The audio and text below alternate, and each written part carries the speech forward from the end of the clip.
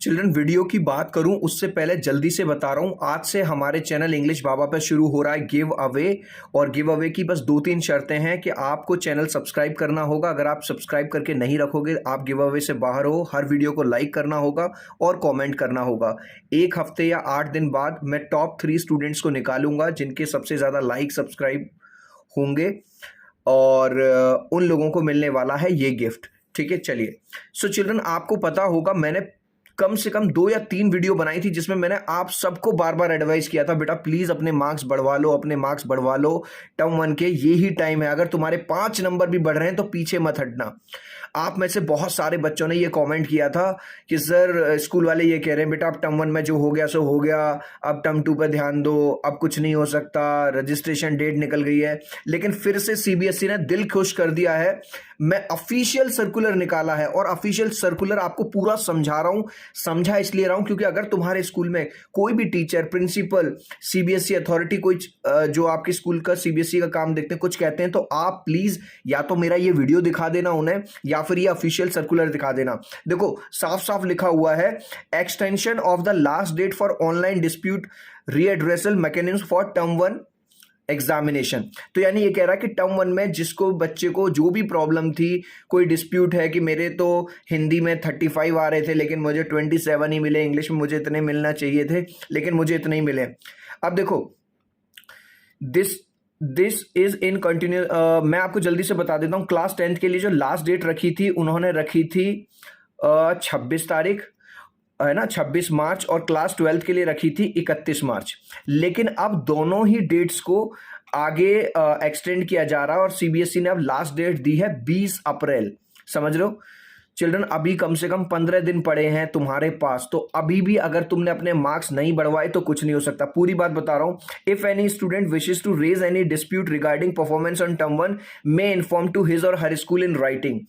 अब कुछ बच्चे जो बार बार मुझे ये कह रहे थे सर मेरा स्कूल नहीं सुन रहा, उन्हें ये नंबर 1 पॉइंट दिखा देना इस सर्कुलर का 4 तारीख को, 4 अप्रैल को ये सर्कुलर ऑफिशियली सीबीएसई वेबसाइट पे भी आपको मिल जाएगा। यहां पे भी मैं डाल रहा हूं कि यहां पे देखिए मैम सीबीएसई कह रही है ये वाली बात। दूसरा देखो, school will process the request of the student if the dispute could be resolve at the level of the school, the outcome will be communicated by the school to the student concern in writing. देख लो, CBSE school को अधिकार दे रही है कि अगर हो सकता है आप अपने ही लेवल पे अगर डिस्प्यूट को सॉल्व कर दो, यानी कि तुम्हारे मार्क्स अगर अपने ही लेवल पे वो बढ़ा दे, इंटरनल मार्क्स बढ़ा दे या कैसे भी कुछ भी करे, तो स्कूल के पास ये राइट है तुम्हारे मार्क्स बढ़ाने का।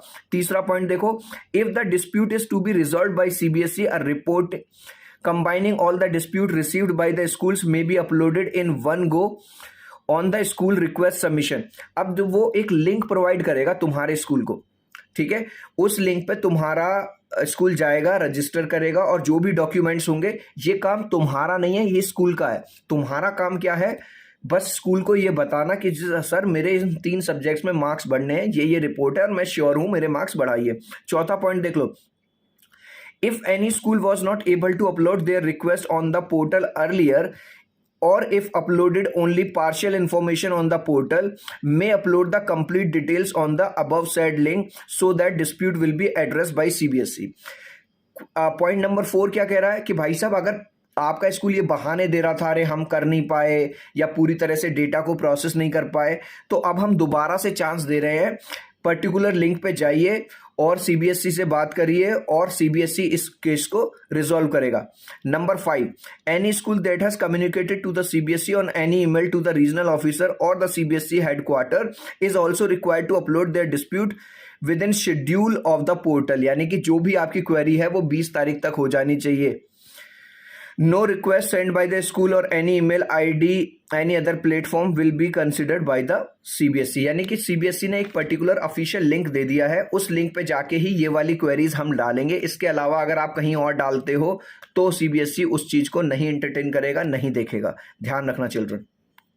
कोई क्वेश्चन हो या किसी प्रकार का डाउट, कोई कॉन्सेप्ट ना समझ में आ रहा हो, बोर्ड हो या चाहे जेई नीट, पढ़ाई संबंधित अगर आपके साथ किसी भी प्रकार की समस्याएं आ रही है तो डाउनलोड करें फ्लो ऐप को। इस ऐप का डाउनलोड करने का लिंक वीडियो को डिस्क्रिप्शन में भी दिया हुआ है, बाकी प्ले स्टोर से भी डाउनलोड कर सकते हैं। सबसे पहले आपको इस ऐप को डाउनलोड करना होगा एंड उसके बाद फिर आपको अपने नंबर से इसका साइन अप करना होगा। एंड उसके बाद अगर आपको पढ़ाई संबंधित किसी भी प्रकार की समस्याएं आ रही है या फिर कोई क्वेश्चन कोई सवाल नहीं समझ में आ रहा है तो जस्ट सबसे पहले आपको उस क्वेश्चन का या उस सवाल का फ़ोटो क्लिक करना है एंड उसके बाद उसको अपलोड करना है। मात्र 60 सेकंड के अंदर अंदर पूरे क्वेश्चन को सोल्व करके आपको पूरा एक्सप्लेन करके बता दिया जाएगा कि ये क्वेश्चन किस प्रकार कैसे होगा। ठीक है, तो डाउनलोड कर सकते हैं। डाउनलोड करने का लिंक वीडियो को डिस्क्रिप्शन में भी दिया हुआ है और प्ले स्टोर से भी डाउनलोड कर सकते हैं।